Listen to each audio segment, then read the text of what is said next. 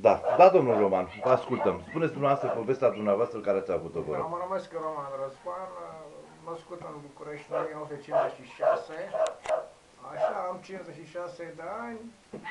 Povestea vieții mele este că am fost un om al străzii, am ajuns pe stradă din cauza situația socială care este creată în România.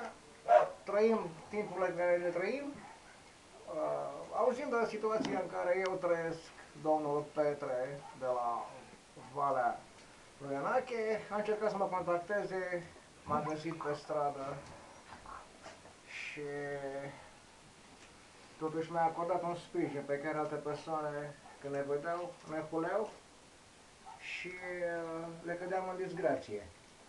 Eu, la rândul meu, deci am fost împreună cu soția mea aduși la Valea lui Anache. Aici este un grup de oameni extraordinari care încearcă să ne poată ajuta cu, mă rog, fiecare ce au. Iar din punctul meu de vedere, mă rog, locuința pe care mi s-a oferit pentru mine este un paradis, deoarece dormeam pe stradă și împreună cu căței mei eram pus în impostura de a ne acoperi cu căței și a ține de cald. Domnul Radu, în care am văzut aici, mă rog, este un adăpost de căței, care acești căței trebuie îngrijiți, trebuie medicamente, trebuie să aibă o hrană zilnică, pentru că asta e situația. Nu se poate ca un iubitor de animale care iubește un animal din suflet să nu aibă ce să îi dea să mănânce. Sau ca să fie posibilitatea de a nu avea un medicament pentru a trata acel animal. Sunt situații în care oamenii, de multe ori, oamenii cu suflet, oamenii care, într-adevăr, au o omenie și un gest de nobilie, poate încearcă să ajute aceste animale și pe noi împreună cu ele. Eu, de exemplu, ce pot să spun? În situația în care mă aflu, sunt niște lucruri pe care nu eu le am.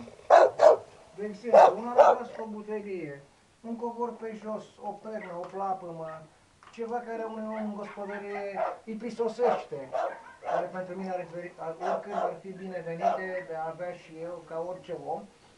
Totuși, pentru că Sfânta Sărbători de Crăciun se apropie și poate totuși în sufletul meu simt dorința ca fiecare om să aibă în casa lui de sărbători ce pune pe masă, iar eu la rândul meu poate că am fost lipsit de acest lucru, ani de zile, dormim pe stradă și neavând această bucurie de a avea și eu poate un Crăciun în rândul oamenilor pe care mulți îl au, îl respectă și în credința lui Dumnezeu poate că au ce pune pe masă.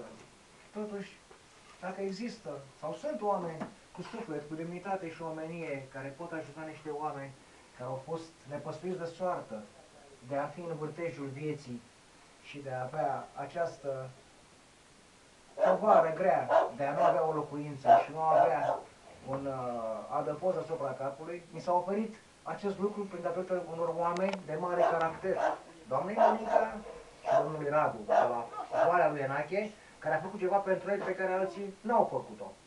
Au încercat să ne apropie, ne-au dat hrană, ne dă să mâncăm și ne-au încercat să ne integrăm în acel grup numit Tarzan, pe care domnul Radu este un om de o mare omenie. Da, și ați văzut că am pus la dispoziția grupului Tarzan și casa și terenul și avem... Deci ne-au oferit exact ceea ce aveam nevoie de aproape 200 de în câini. care trăim. Da, eu aș vrea să faceți un apel acum pentru că v-am deschis niște conturi în bancă ca cei care vor să vă ajute să vă depună niște bani, aveți cont în lei, cont în euro, conturi care sunt afișate pe internet și le vom afișa peste tot. Vă rog, faceți un apel dumneavoastră. Dacă se poate pentru persoane pe care într-adevăr iubesc animale și înțeleg soarta celor nepăstuiți, care în societatea română nu au prea multă sorți de izbândă de a avea o locuință, pentru că am încercat la foarte multe furți să fac și toate au rămas închise. Am încercat la primărie, am încercat până la Guvernul României de a merge, a cere o locuință și acele lucruri pe care eu le-am cerut mărunte, de a avea o locuință, un serviciu ca să pot să mă descurc, de nu a îngroșa rândul celor care se droghează, celor care fură, celor care creează probleme societății, nu am avut această bucurie de a avea și eu măcar o garsonieră confort 3 sau o locuință undeva la un... Un acoperiș deasupra capului. Cum o fi numai să fie să ai unde să dormi, să ai unde să dignești ca omul, să te... Bun. Deci, rugămintea mea la toți cei care urmăresc acest film, facem un apel din suflet, un apel omenesc, ca acești oameni să fie ajutați să nu mai ajungă în stradă iară. Vă rugăm din suflet, faceți donații la conturile afișate pe internet, care sunt conturile deschise pe numele dânșilor. Domnul Roman Răzvan are 2 conturi în euro și în lei, pe care am să vi le comunic în filmul următor. Bun. Orice bănuț contează pentru a avea măcar hrană pentru animalele mele, pentru căței mei care mi-au fost și mamă și tată și într-adevăr în același timp poate mi-a fost un adăpost, deoarece dormeam sub pătură. Multă lume care văd acest material își dau seama și ne cunosc de ani de zile că dormeam cu căței sub pătură. Am dormit cu câinii sub pătură. Da, așa am fost și eu copil și dormeam și ne încălzeam. Da, și acum mare în Italia, când tot așa dormi, câinele doarme cu mine. Da. Nu mi-este rușine că am trăit și am mâncat ce mâncau căței mei, din ce dădeau lumea la căței. Am o rugăminte, unde sunt conturile alea, hârtiile cu conturile, te rog? Sunt aici, domnul Radu. Ia rematale, te rog frumos un pic, ca să le citești contul. Da, nu văd că n-am ochelari. Îți dau ochelarii mei și le citesc încet. Bun. Domnul Radu, deci nu pot. Bun. Este un lucru care nu pot, deci nu văd fără ochelari. Ce ochelari porți, matale? 3,25 minus. Facem Deci apel nu pot. de o pereche de ochelari. O pereche de ochelari de sticlă de calofit, 3,25 3,25 minus, nu? Pe minus 3,25, da? Bun. Vă mulțumim din suflet și sper ca apelul nostru și al celor doi să fie auzit. Vă rugăm din suflet, nu lăsați ca acești oameni să ajungă din nou în stradă. Vă mulțumesc.